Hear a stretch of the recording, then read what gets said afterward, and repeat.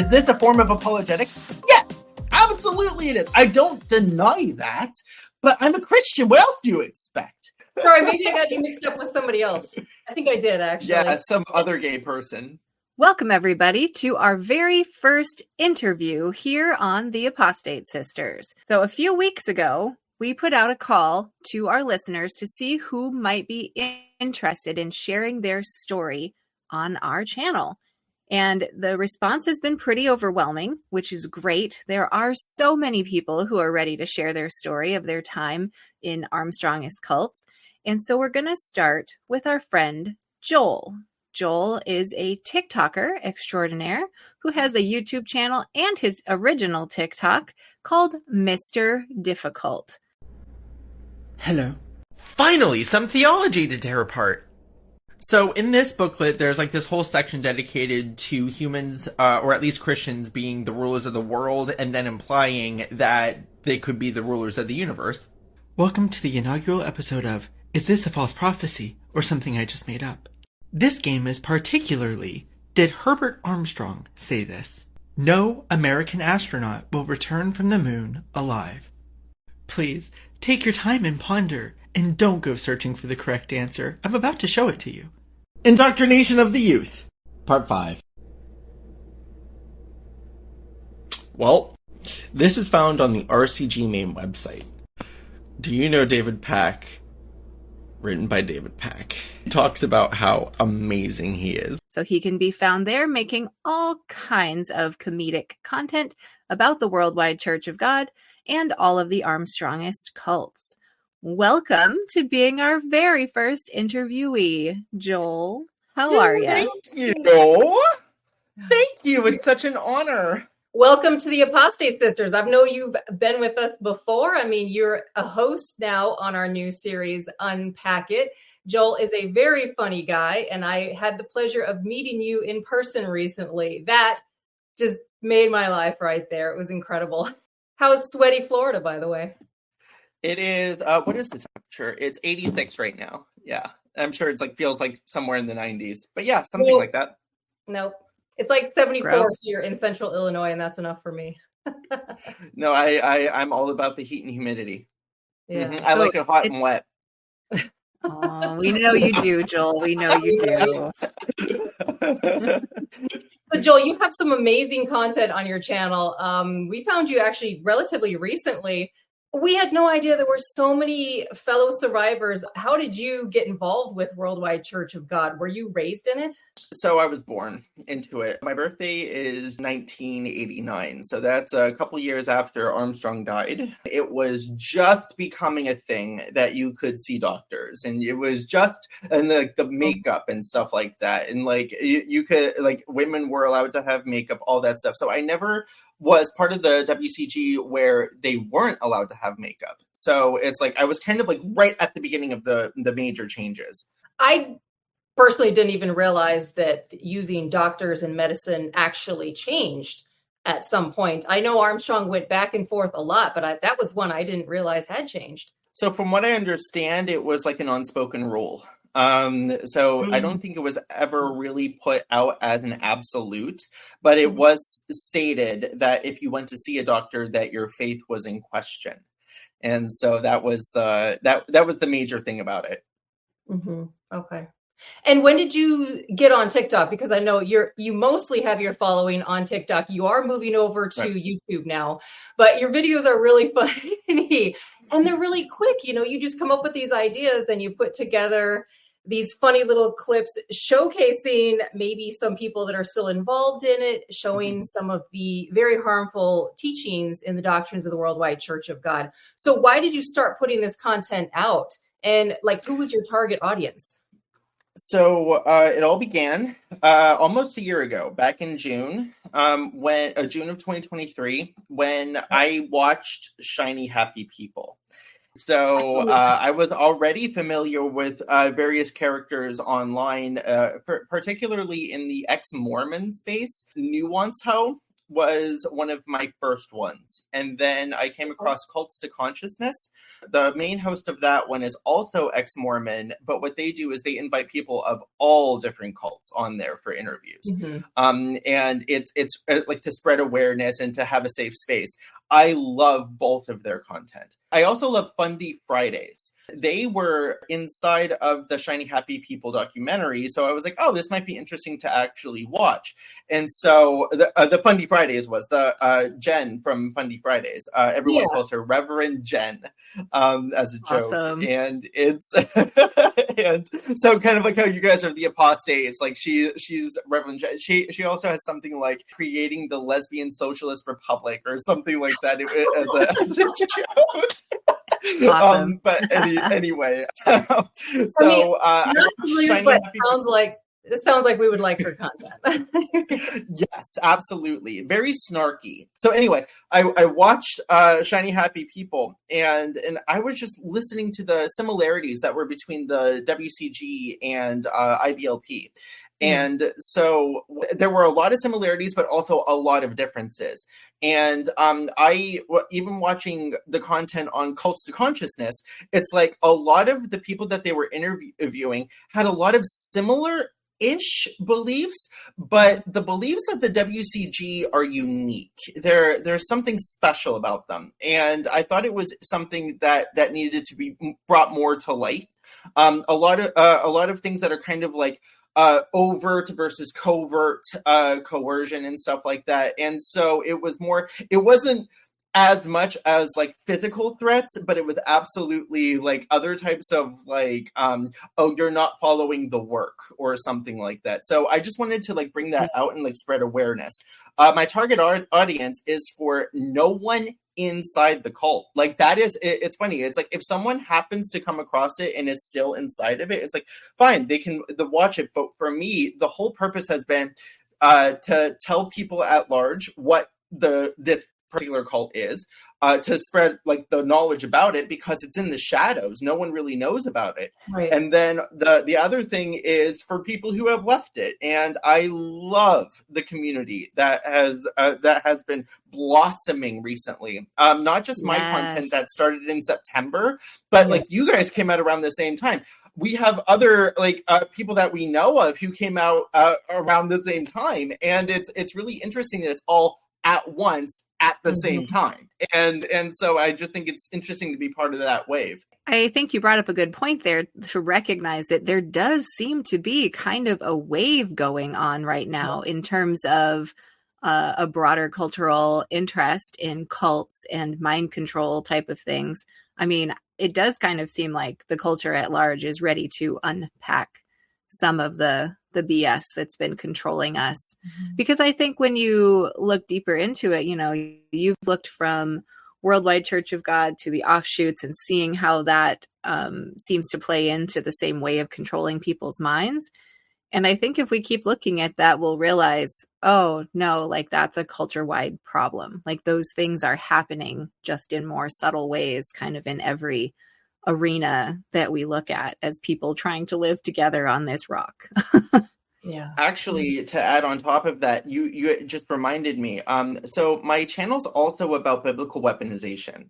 And so you're talking about mind control and stuff like that. And it's like having come out of the WCG, and then becoming familiar with like the tactics that were used there, and then seeing those same tactics used in more mainstream churches as well. I also dig into common arguments that are used against people, and then like tearing those arguments apart, which is something that I did learn how to do from the WCG. We were talking before in other, I think it's maybe in one of the episodes, I think it's actually episode 2. So where we were talking about how it's like we were trained to be able to debate and so and to tear things apart. So so I am able to use those tools while looking at things that happen in mainstream churches. One of the clips I pulled out for the upcoming episode is actually you talking about the debate skills and me pushing back on the realization that like, okay, men were taught how to debate and women were very intentionally taught not to. But that's something That's something I think would be interesting because another person that may be interviewed by you guys said that it was it might have been like a regional thing, because I particularly remember very, very, I guess the best way to knowledgeable women, like women who knew how to hold their own. And this is in Buffalo, New York, and Erie, Pennsylvania. Those were the two main congregations I was part of. And also, when I was part of the UCG in Orlando, I also came across a lot of women who knew their stuff. So it is interesting that you say that, because in my experience, I haven't really noticed that. I wonder if that was a shift that happened along with the changes after Armstrong died. Because if women, if women were allowed to wear makeup and things were changing in general, especially with regard to women, I could see that. But anyway, that's not exactly part of your story. But I'm sure it figures in, right? The gender binary and stuff. Yeah, everything. Yeah. I think things really took a shift after Armstrong's first wife, Loma Dillon, died, because she was very much the religious person. And Stanley Rader had a lot of influence over Armstrong, and things started to shift in a more secular direction. And I think that's kind of where it was like, okay, well, you can start wearing makeup now. And now it's the 80s. So we kind of have to be on board with what's going on in social climate at the moment. And quite interestingly, how the PCG, the Philadelphia Church of God, is almost like a snapshot of 1986 WCG. So it is interesting, but you'll notice that there are certain things that would not have flown in the 70s. So it's like, so you can see they're kind of like frozen mid 80s. Mm-hmm. Yeah. And we will discuss the splinter churches at some point. We're going to touch on them a little bit in our next episode on the timeline of Herbert W. Armstrong, but we will go into them more in depth, because I'm finding all kinds of things. And I love that all of us are finding some sort of sense of community when it comes to former members of the Worldwide Church of God, because here we brushed it aside for a while, and then all of a sudden these people just start coming out of the woodwork. We didn't even know we were supposed to be looking for them. And there's all this social media surrounding it where people can connect with each other. What's different about you, Joel, is you are still a Christian. Patty and I are not. We were never able to convince ourselves that anything in the religious realm is true. Like, we're just not convinced that a God exists. But for you, you found yourself still in Christianity once you got out of Worldwide Church of God. So what sort of differences did you see between the WCG and, I guess you'd call, mainstream church now? Though you do have some pretty unorthodox viewpoints on Christianity. So maybe you want to talk about that a little bit. So I was born into WCG, and I was born with a major medical condition that required that I undergo surgery in order to save me. It was right at the time when doctors were allowed to be seen. And so my mother was always grateful that that was the case. I was just curious, like your parents' level of sticking to what the church required.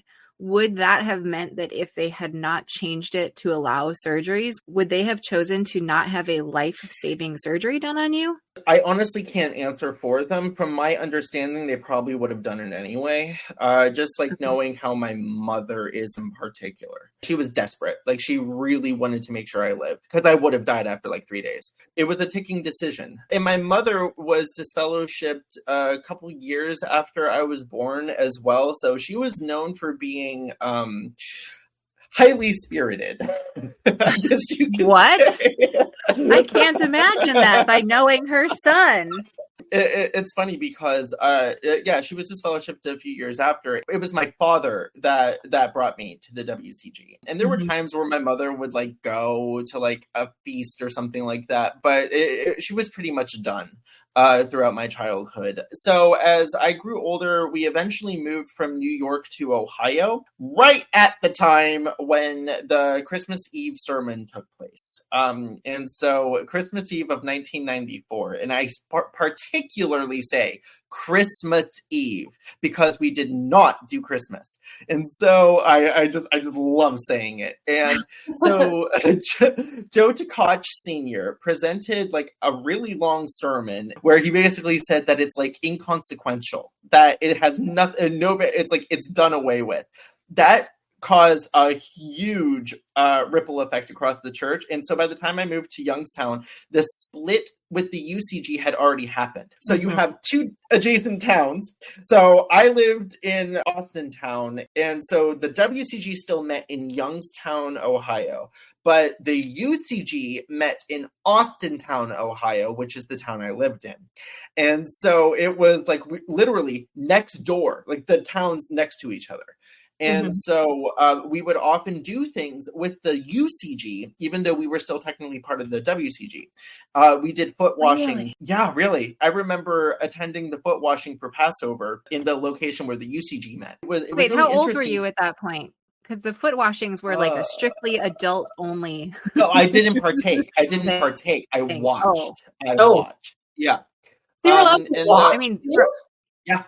that was I for was us. there. That was a big deal because we got a babysitter. Like it was a no kids thing. I might have been like just preteen at the time that the most recent one that I remember. I was like 12, I think. It was in the all-purpose room of a middle school. And it was, I particularly remember that last one. After that, the changes started happening so drastically that it was like a sudden shift where we no longer recognized the holy days. We did Christmas and Easter. Saturday went to Sunday. Matzo that was used for the unleavened bread became actual loaves. My mother actually has a joke about when they first started doing that. Oh, and the wine became grape juice. And I remember as a kid, I was like 13. So I was hiding in my parents' bedroom when the minister was over at the house, and I was like eavesdropping on the conversation, like through their bedroom door. Like I was literally like army crawling on the ground just to listen to the drama because I loved drama. And so I fed off of their argument. That's my shocked face. You love drama? What? Well, no, today I don't love it as much. So I only like drama in certain instances. But then I was like all about gossip and like telling people where it was at, all that type of stuff. I was a little dick. I will definitely say that. We left officially the WCG few weeks after that meeting because the minister would not budge. He sided with Tkach Jr. on a lot of the changes.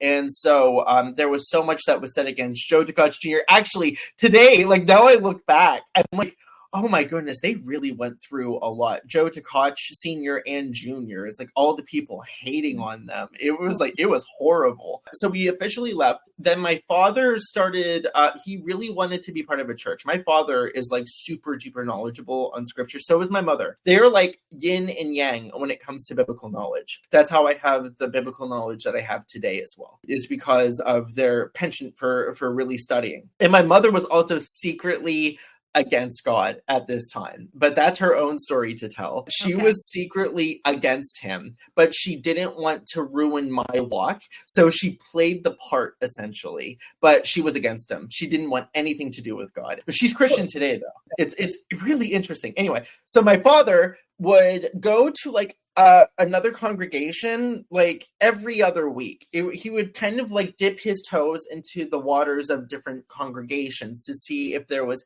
anything out there that matched anything like what we believed or that wouldn't throw us out for the beliefs that we had. There were times where we were thrown out because we didn't believe in hell.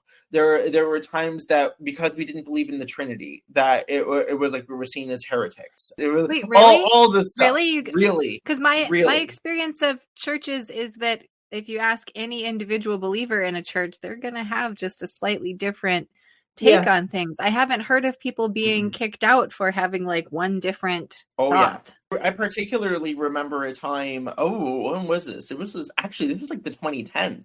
This is after I officially left the cult, but it was in the 2010s when I had, there was this one guy who was like, I forget how he phrased it, but he basically said that if you don't believe the way that I believe, then you can just feel free to go.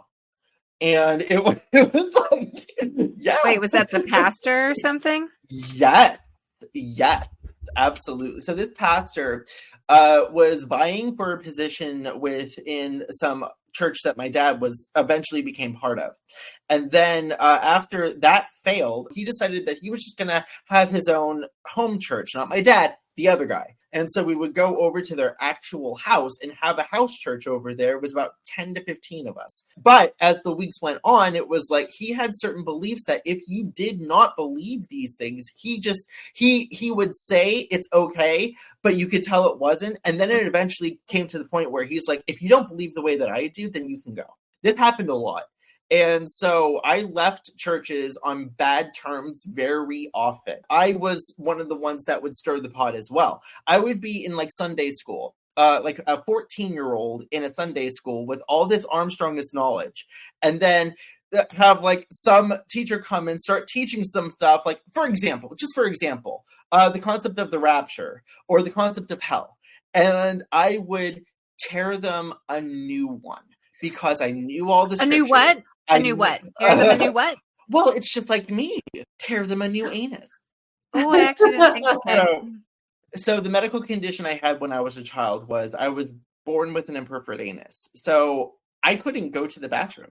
So I would have poisoned myself after 3 days or so. And so it would have been sepsis or something. But yeah, so I would tear them a new one, just like mine was torn. I love that you're not afraid to put it all out there, Joel. I admire that about you. I came on here determined to not give a shit and to actually just put it out there. Neither do we. And we're both to the point where we just can't censor ourselves. We really can't, because how does that help anyone to censor yourself? Things like that shame that you don't want to say this thing because people will think less of you or they'll judge you. So fucking what? There are people out there that may need to hear it. So I love that you're putting yourself out there. This lasted for about 5 years until my dad finally landed a church. Actually, I recommended he try this church because I was at school. Someone invited me to their church. I told my dad loved it, became part of that church. Boom. It was like he actually found a church. And so I would like support him by going every other week or something like that. But every time I would enter a church building, every single time, I always went in there with the idea, I know better than them.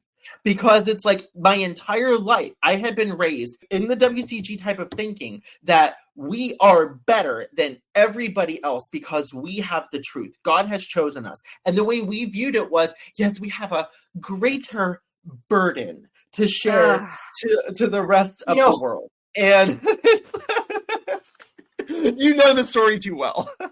I would love to know, Joel, what you see as the things that you struggled with in like that ability to do real life in the real world because of that. Like what do you feel like got in your way, or what do you think helped you out of that way of thinking?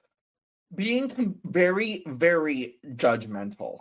Like that was I judged everybody. It was, I was intense. And it's like one of the biggest shifts for me is to go from a judgmental to as far as non-judgmental as I can possibly be. Now, I will call out bad things and I will say that certain things are wrong. However, I'm not going to treat someone as if they are lesser of a being.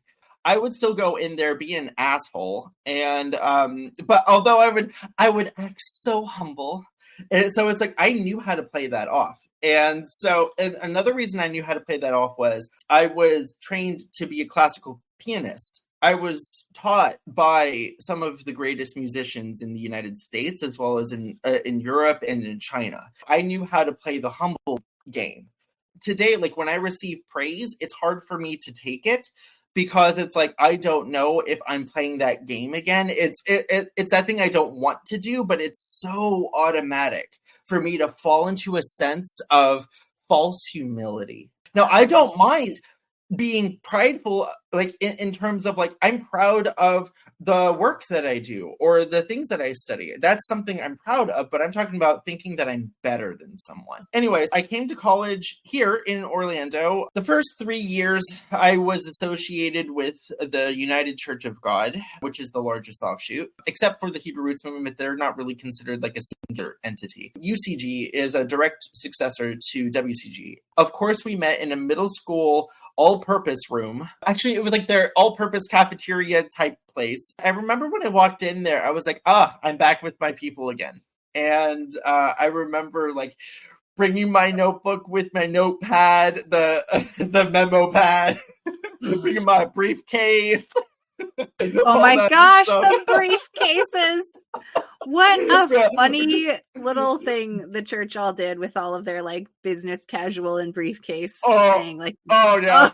The attire here in Orlando, everyone still wore suits. Yeah, I thought that was funny because the church specifically said that if you're in a tropical location, you don't have to. Like, they actually had a notice. Like, I remember reading it. It's like, oh, so like in places like the Dominican Republic or whatever, they wouldn't be able to. They don't have to wear a suit, but in Orlando, we still did.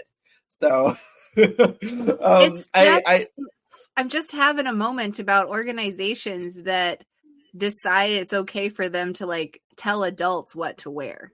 Yeah. Mm-hmm. Yeah. That's why I refuse. I refuse today to walk into a church with a suit on unless it's something like a wedding or something like supremely formal. But if I go to church, you will not find me in a suit today. I personally don't feel as if God cared. Maybe the heart behind the clothing, but not the clothing itself. Can we know a little bit more about you? I know this is out there, but like, if you don't wear suits to church, Joel, what do you wear to church? Do tell. I recently transitioned over to full-time wearing of kilts. I am a huge lover of kilts. And actually, after starting my content, there was a lot that happened. It's like a lot of stuff was happening mentally as well. And so I was just like, you know what? I only live one life. Why am I afraid of wearing kilts? And I have never gone back. Oh, I was, yeah. I was afraid of the societal shame that may come from it. And so far, I've only received one negative comment. That's a good example of perception. We perceive the world is going to do something. It often goes against our perception. Yeah, we know the type of people that we're going to get negative feedback from. And do we care about their opinion? No, absolutely not. There's always going to be those people. And you look absolutely strapping in your kilts and your punk boots and your nose ring, your whole look, your long hair. It's a great look, Joel. Thank you. Oh, the long hair. That was a big no-no. I agree. I like will your get look. into that. Thank you. Actually, everything about my look is to stick it to them. Every single piece of it. The nose ring, the ear piercings, the hair, even the kilt. Even though I love wearing, I've always loved the idea. It's like now that I'm more confident in them, now I can say, oh yeah, imagine walking to the WCG with a kilt on, unless you were actually Scottish. I was like that as a teenager. I always wore what was quote unquote boys clothing, the baggy ripped jeans, the chain hanging from it. Like my mother was so disgusted with it. She's like, why don't you dress more like a woman? Like, I'm wearing what I want to wear. Oh, the writing was on the wall for you way, way back when, wasn't it? No kidding. But to summarize, like the rest of my journey with the UCG, I was with them for like really intensely for like a year, and then less so the second year, and then by the third year, I basically fizzled out. After a while, I eventually did have something akin to a major mental breakdown. Started studying over in China and all that stuff, but then I eventually came back home because I was mentally unwell. And so I was back in Ohio. I started to deconstruct at that time because that's when I really started to look at my homosexuality. And after I started deconstructing, I became part of fundamentalism, and I had problems with fundamentalism. I have eventually come back to Christianity. There was a long period of time where I was at the very least agnostic, if not atheist. And then I came back into Christianity because of various factors. And then, like, I guess you could say God hit me like a Mack truck one day when I was at church. And I've never gone back. And it was like one of those experiences where it's just like, I can never forget what happened. It was like this veil over my eyes was lifted because we knew scripture so well. In the WCG, we knew what it said. We knew all the books of the Bible by the time we were like 3. But for the first time, it started to sink in. All my perceptions just started to completely shift. And here I am several years later, like that God moment that I had was in 2017. So here I am in 2024, 7 years later, and I'm a completely different person today. My beliefs have swung so drastically that I think that pretty much every single belief that I have has changed in some way, shape, or form. And I'm open to change, and I'm open to discussion. And yes, I'm Christian, but I'm not about to try to convert people because I know what that's like. You're welcome. Okay. I'm about to get really raw. So I knew I was gay from the time I was 8 years old, but I had had other experiences when I was younger. At no point would I say that I was abused. Actually, I instigated things with older boys when I was younger. And at 4 years old, I distinctly remember it was me that started it. And because I remember being interested, and I remember saying, oh, I wonder what they would do if I did this. Like, so I actually did instigate it. We had like this Amish community that we were friends with. And yes, I had done some things with some Amish people. It is my understanding that when young children have interplay between other young children, like within 2-3 years of their own age, that generally that's not considered to be an abuse situation if those children are engaging in figuring things out together. Yeah, I was 4 with a 14-year-old. And so yeah. Okay. I was interested and I wanted to do it. That's kind of what I was checking in on, right? Because if it is just 2 young kids, like that is just a total normal developmental type of thing. But yeah, that is significant if you as a young child were it happened when we were at the feast. Okay, so how would you tie that like somewhat unusual interest? Do you see any connection to the repression that you experienced and maybe the other people experienced? Could you talk about that at all? So the way that I perceived God when I was a child was like a domineering parent. And it was like every time I failed at doing something that I wanted to do in order to do the godly thing, I guess you could say, I failed quite often and I hated myself and I berated myself. And I was like, why can't I? And I would go to God in prayer and I'd be like, I want to do this, but I also want to do that. It was a whole bunch of stuff with that. I would never feel comfortable bringing any of my worries or concerns up to my parents or to anyone in the church. And I'm not saying that because my parents didn't allow it. Like, no, they always tried to encourage me to be willing to talk to them about anything. They were amazing, and they are amazing parents. But growing up in a very high control group where everyone is judging everyone, it's like even from the time I was like 3 and 4, I knew don't talk about certain things. And never because my like the sexual stuff, my parents didn't know about it. And so and I made sure that they didn't know about it. And so but somehow you knew to keep it from them right from the get-go. It seems like. Exactly. But it wasn't because it was what they said. It was just because I knew that was something not to bring up. I don't know where that came from necessarily. I know it's part of the cult, but I just don't know where. I mean, that's way back. But I knew, don't talk about this stuff. Deny it. When I found out that was what gay was, I was 8 years old listening to Rush Limbaugh on the way. I was 8 years old listening to Rush Limbaugh coming home from a piano lesson. Rush Limbaugh was on the radio, and I was taking a nap in the car, and my mother was driving me to or from my piano lesson. And I remember him talking about a certain act, and then he was saying to people, now, parents, if you have children with you, make sure you turn off your radios. My mom thought I was asleep. She let it continue to play. I was really good at eavesdropping when I was a kid. And I heard this act that was done and that was considered gay, and I had just done that act like a couple weeks prior. And so, and I knew that gay was like the thing not to talk about. And when I found out that I was gay, after having done things for years, that was horrible. It was like my entire world crashed in around me all at once, because it's like I always thought, well, maybe I can like still get married and have a white picket fence and 2.3 children or however that is. But the thing is, though, it's like I've only been attracted to older men, particularly, which makes sense when you think about my childhood experiences. And so I was very much into older, and it's like I couldn't control it. It's like when I see a naked woman, for example, I appreciate the human figure. There is absolutely no attraction in that regard. But an older, strapping man, I would have been all over.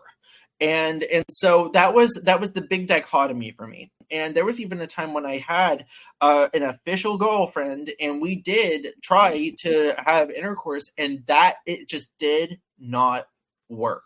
And I was devastated with that as well, because I'm thinking like I'm broken. I was thinking I was completely broken. So I went through that, and then going through the cult, and then trying to hide it. Go ahead.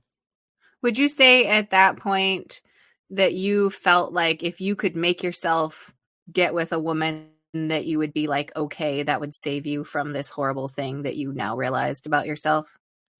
Not after I tried having sex with a woman that I was. Well, that's what I'm wondering.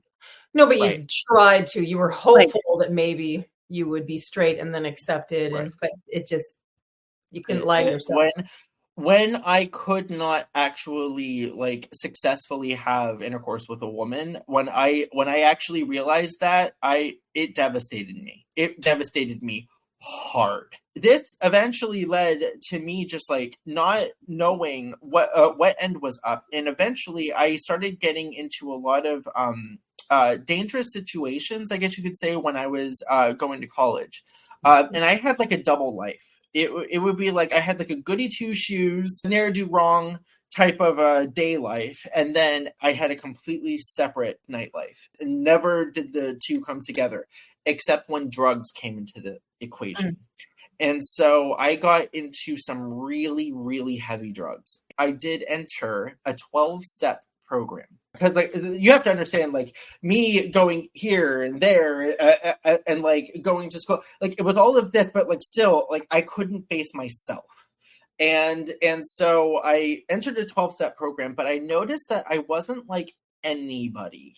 Like I was not like my story was not the same. Like there was something like not adding up.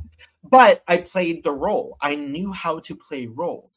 And so I ate up the doctrine of that 12-step program. I became a very, very, very active figure within that program.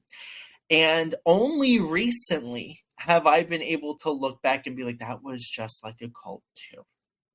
And holy shit. And I would push things on people. I would push these booklets on people. I would tell them oh yeah, it's almost identical. And and this is the thing. It's like I actually remember I would share my story, and I remember saying, I'm from a cult. At this time, I knew I was from a cult, and I said, and people say that this program is like a cult, and I remember distinctly saying, even if it is, I don't care. It saved my life. I am appreciative of that 12-step program. I have removed myself as a member.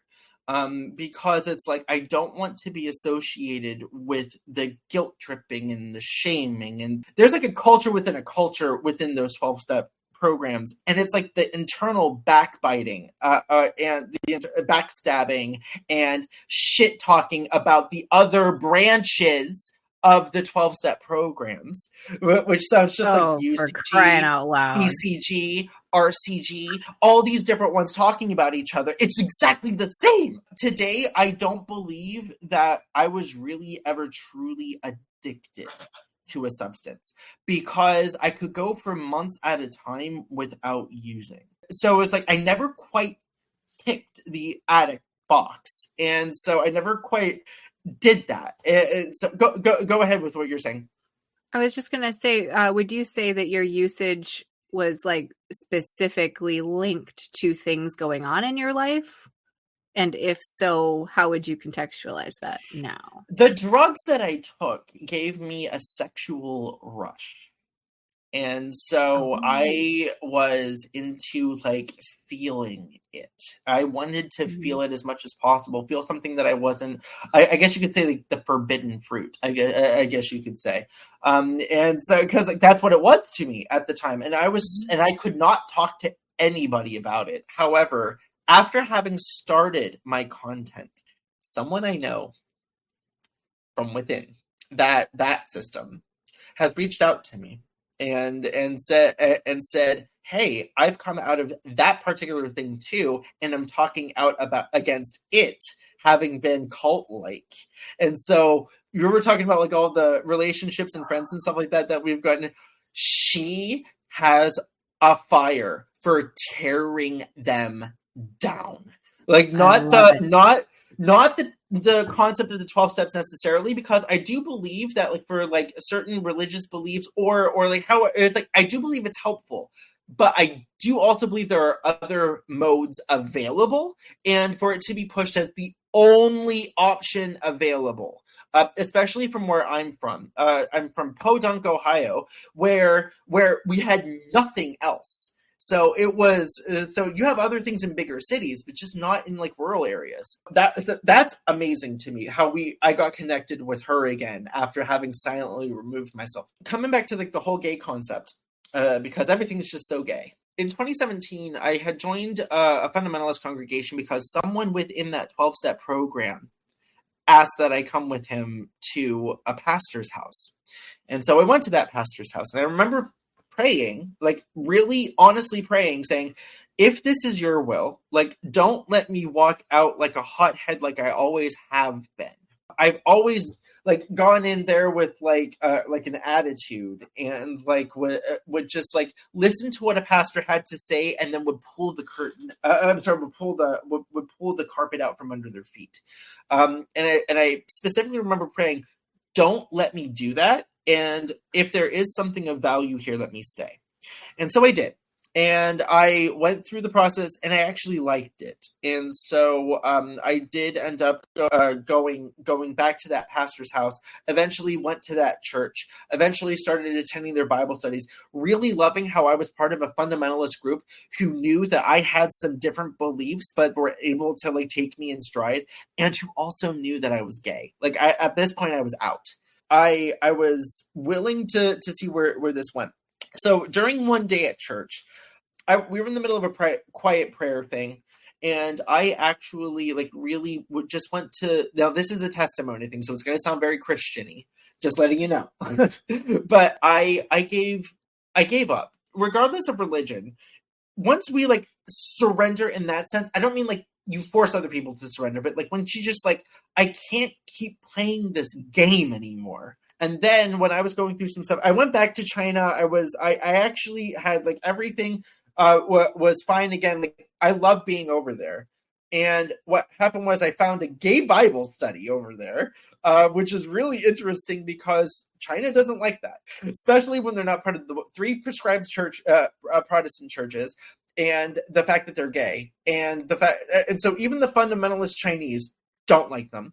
Then you have the Chinese government that was like, this isn't a good idea because this isn't part of the 3 prescribed churches, and so completely ostracized. It felt like home to me. And I loved it. I was just going to say, do you feel like you get off on being in the out group? Right. Sorry, crass me to say it. I loved it. And and what I loved about it too was no one judged each other, because everyone understood that we all came from various forms of high control or something. And we were just like letting everyone be where they were at. Like while we were studying the Bible together. I loved that. And then I came back home, and then I rejoined that fundamentalist church that I was talking about. And all of a sudden things started to change because of COVID. Things got very far right very, very quickly. We all know what that's like with gay people and the far right. And so these friendships that I had all of a sudden started to become strained. Like, and more so every week, because it was like, you see, this is what they're trying to do, and they're trying to do this. And one of those things that was often brought up was the gay agenda. In Jude, it says, I'll just read it quickly. Take your time, Joel. You know how much we love Bible verses. Oh, yeah, right. But these people scoff at things they do not understand. Like unthinking animals. They do whatever their instincts tell them, and so they bring about their own destruction. So this goes back to the concept of the Bible talking about animals and humans. That has nothing to do with homosexuality. Nothing. But I said, this really, really, really, this spoke out to me as a Christian, because it's like, we have these animalistic instincts, but yet we have a calling that's greater. I shared that opinion, and the person leading the Bible study, it was like him and his wife were like the leaders of this Bible study, not my pastor or anything. They took it in stride, but the next week I walked in, and the guy said, we were going to continue reading on, but there was something that one of us said last week that I thought it was very important that we should discuss these things.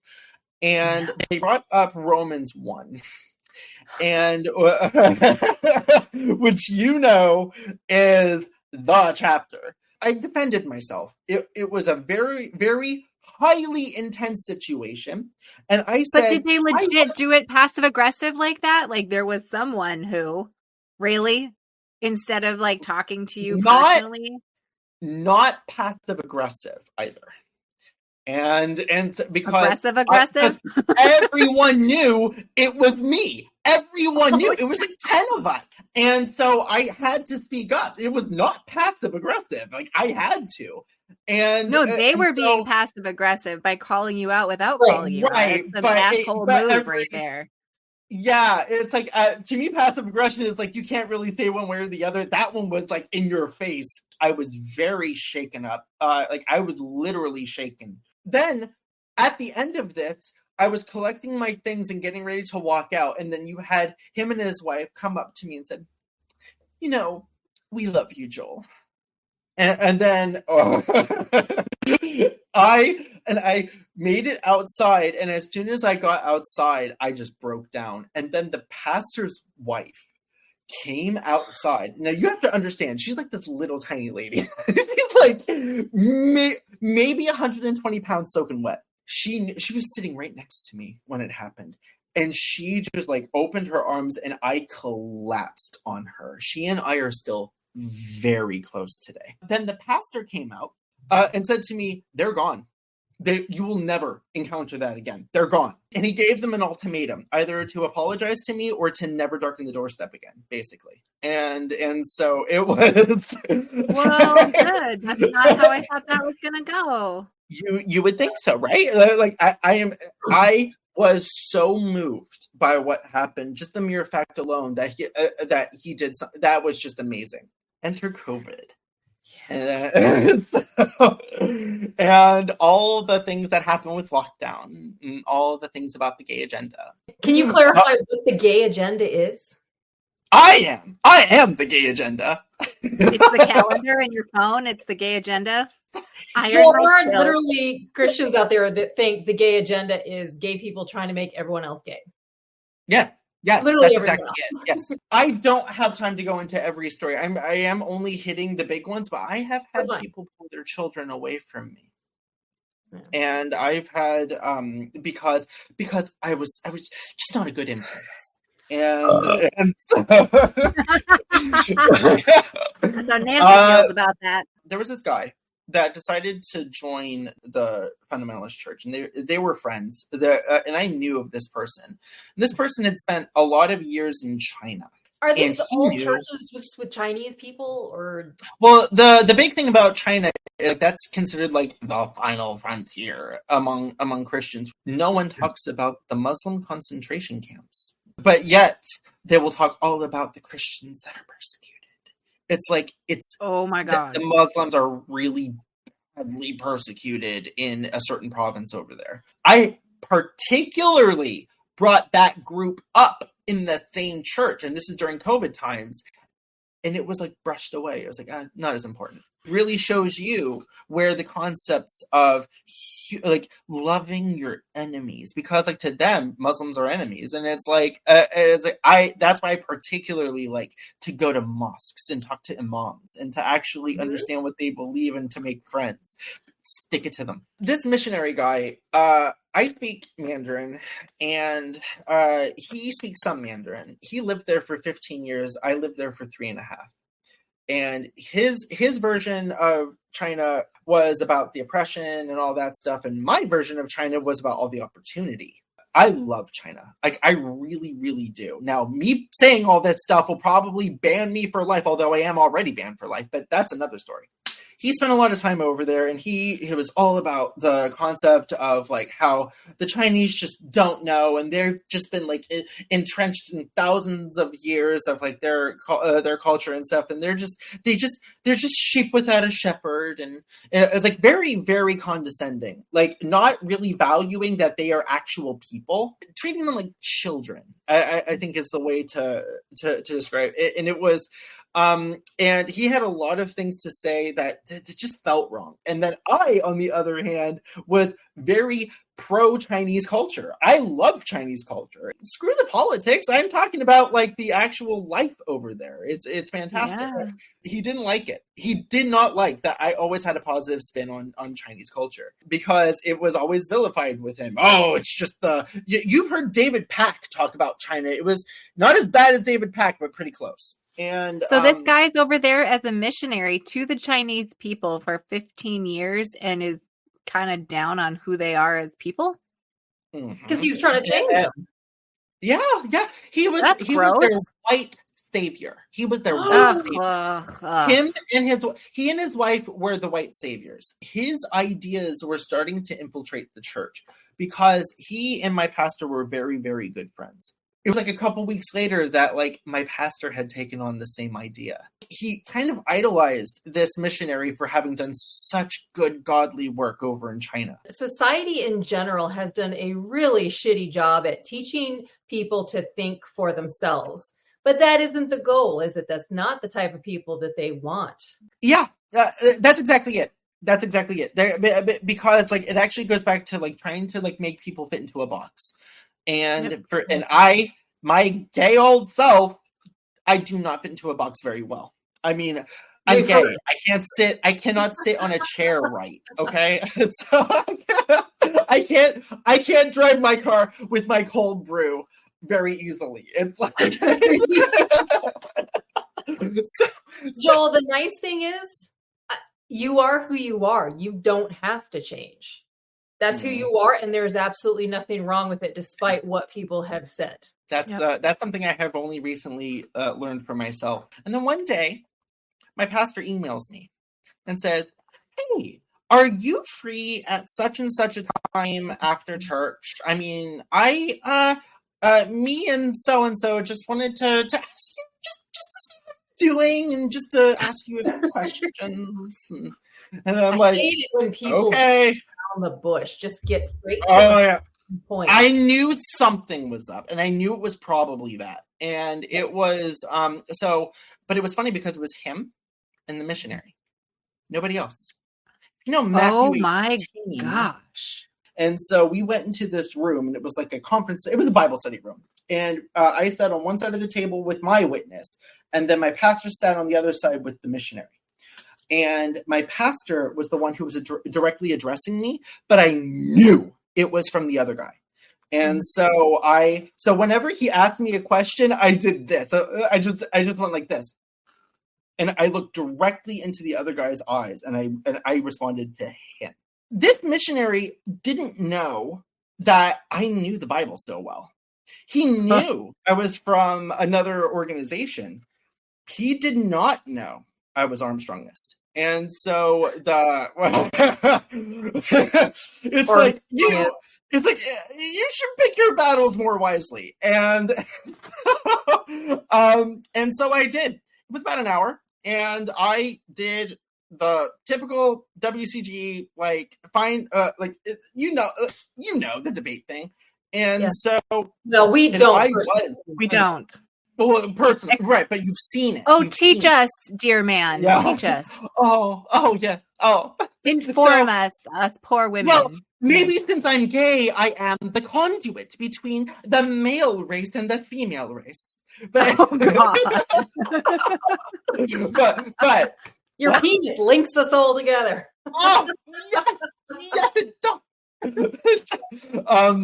But the main question it's funny how we're talking about all of this while I'm talking about something very serious, and it's like, you know what? I don't give a fuck anymore. I feel empowered about it. So the main question was, why do you still call yourself gay? And then one thing I particularly remember was them saying, well, you don't honestly believe that Jesus was gay, do you? And I'm like, I don't know. He hung around 12 dudes a lot. Samson and Delilah, I honestly think that the story is more BDSM. I think you just made me like that story. All right. Yeah. Oh, and I remember saying in that meeting, what sin am I being accused of committing?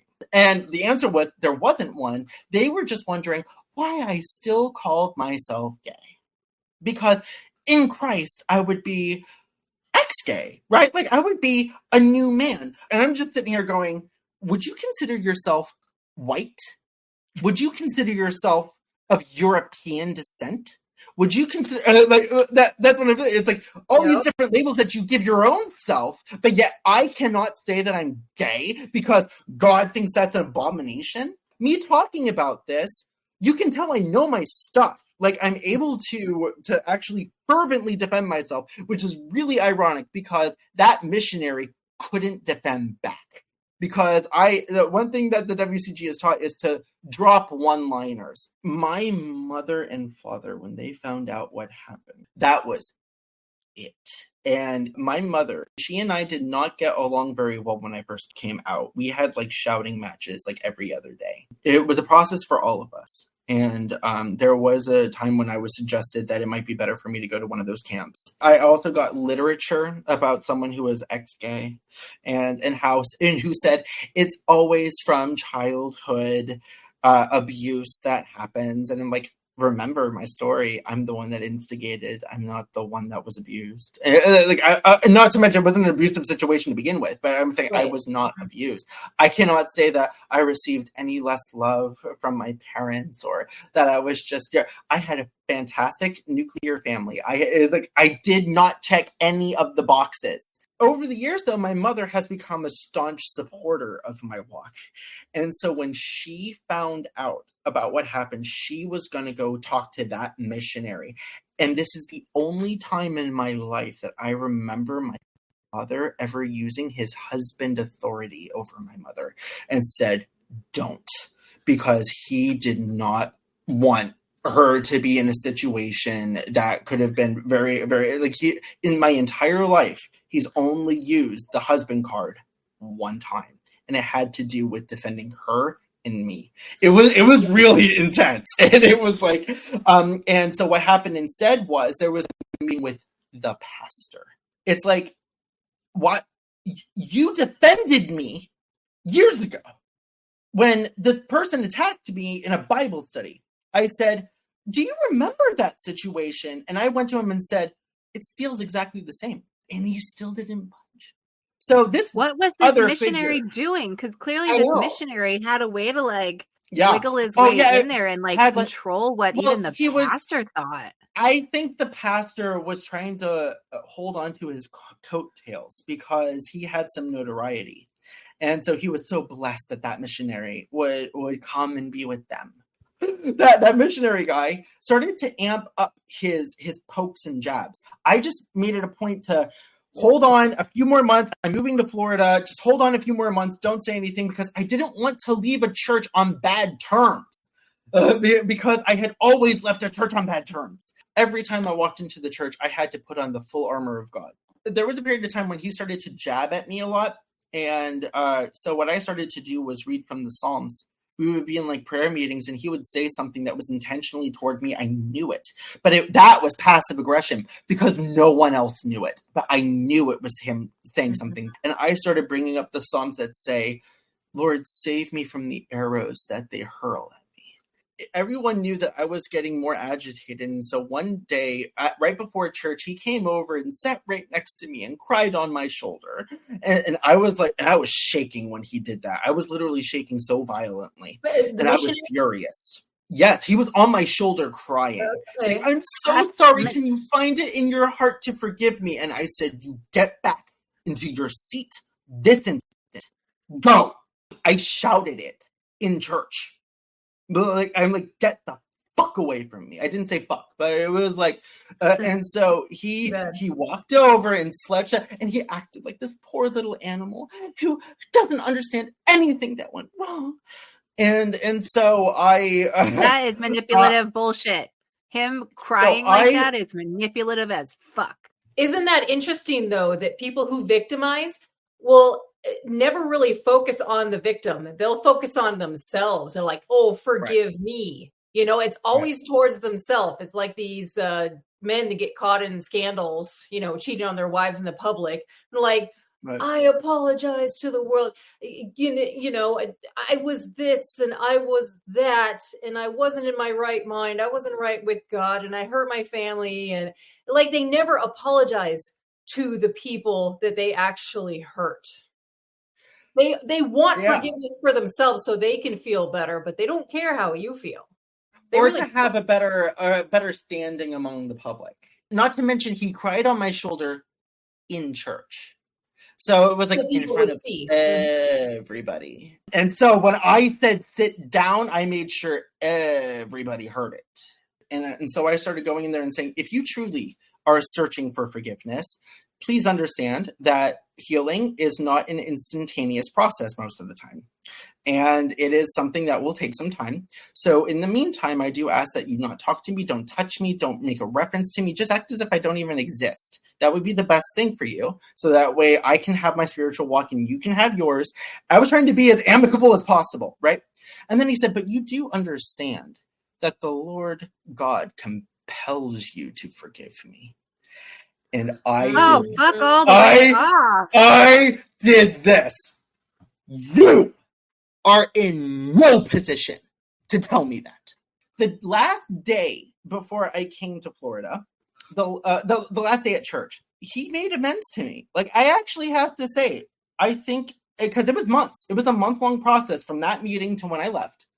And I think something happened where he did feel somewhat sorry. And when he presented that at least some modicum of genuine remorse, that's when I was able to make amends with him. Now, making amends, forgiving, is not the same as forgetting. And so I can still remember, with the jabs of pain and hurt, the things that he said to me. I have a brand over my arm because Christ himself got pierced in his side. He has wounds that are still there today. I wanted something to carry with me. Just to summarize, I am super into biblical Hebrew and biblical Greek. I'm a super duper nerd when it comes to scripture. The hardline traditions of old are dying. And I am grateful. The open-mindedness I come across among the younger generation, at least of the congregation that I attend, is like, oh, this is inspiring. Is what Christianity is about. Not this, don't wear makeup, don't see a doctor, don't eat this meat, don't like the stuff that we had because we were so attached to the law of Leviticus. That's now a spiritual walk that works for you. And the way I see your belief interacting with how you then interface with the rest of the world tells me that I don't see that you're going to make poor decisions that will affect my world in the same way that I see things like, the way the evangelical world works and has this like seedy underbelly that's literally trying to subvert our government, right? So like, I have so much to talk about. I know. But so you having your own spiritual walk, I always appreciate hearing about it, even though like, obviously, your thing is about the Bible and my thing is like, well, that's one of the many old texts in the world. Why would we choose that one? Right. Yeah. And so we diverge a little bit on that. Right. But also, like, if it fucking works for you and you feel connected to the larger world around you and you feel like you found your place because of that, like, who am I to tell you you shouldn't do that? my goal too, Joel, it really resonated with me, your story about how people would make you feel, certain people in Christianity would make you feel. I want to get to the point where there aren't Christians out there that look at me the same way as an atheist that they do you as someone who's gay. Because we get the same sort of vibes from the Christian world to be like, oh, you're a non-believer, you're an atheist, you're a pagan, you're a heathen, all sorts of evil connotations that are associated with that. Excuse me. Right. I want our world to get to that point where we are not looking at each other as you're an abomination or we are heathens. That's the world I want to see. Right. So let's move away Absolutely. from an us versus them and recognize that we are all together here on this rock flying through space, and maybe we've got to work it out for how we can make it better for all of us. The last thing I would like to say to really bring it home would be, yeah, I'm a Christian today. I do believe that Christianity, like that the God that I worship is the supreme God. Like, that's my personal belief. I think that beliefs are very strongly held opinions. And so so when it comes to like my Christian walk, who the hell am I to say that someone in another religion is like, oh, God just hates them because of that. No, I refuse to believe that. I refuse to. And if God really is that way, I don't want anything to do with him. Agreed. So that's all I have. I'm done. I'm out. Well, Joel, we really appreciate that you were willing to be the guinea pig here and be our very first interviewee. I mean, it only makes sense. Yes. So thank you for being so willing to be open and to share all these hard things, these struggles that you've had, and where you're at today. It's really good to hear. And I'm sure we'll be hearing a lot more from you with our Unpack It series. And obviously, we're all good friends now, so you're not going anywhere. Thank you for this. I think my body just really wanted to get that out for a while. Just say, and also to anyone out there who might be watching this and who might be struggling with certain things like that. Oh wow, I actually am getting broken up a little bit because of it. It's not the end of the world. It's not the end of the world to just come face to face with who you are and then to walk forward from there.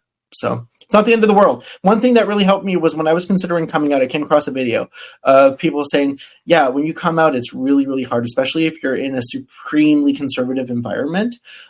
However, when you do come out, it will get better if you keep moving forward. Don't let it suck you down. Mm-hmm. And so that's all I have to say.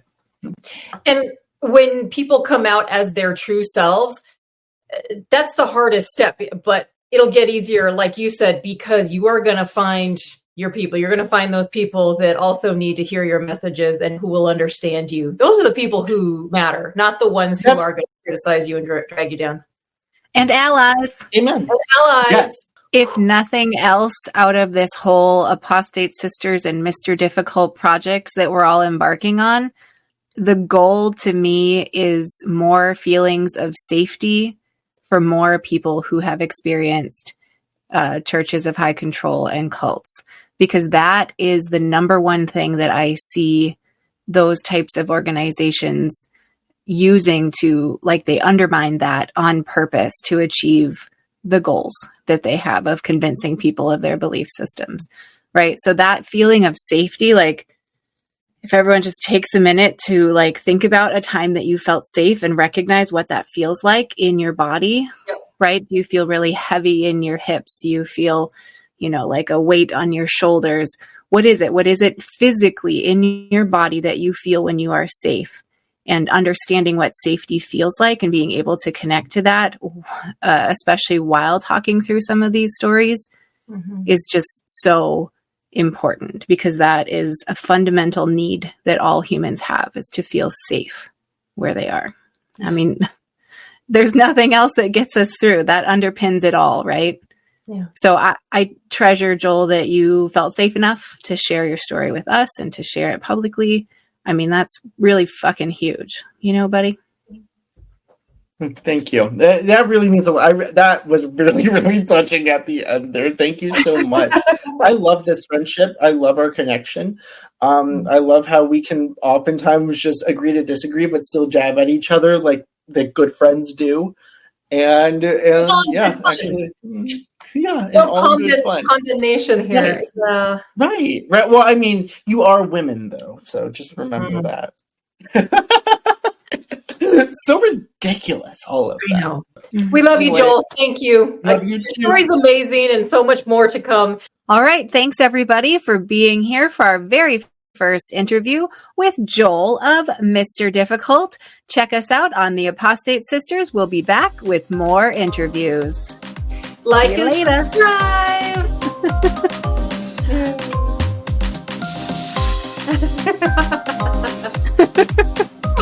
Nice boobs. Thanks. I'm trying to get out of here. Thank you. Oh, nice joggers. Oh, such amazing boobs right there. So Supposed to be professional. Wonderful.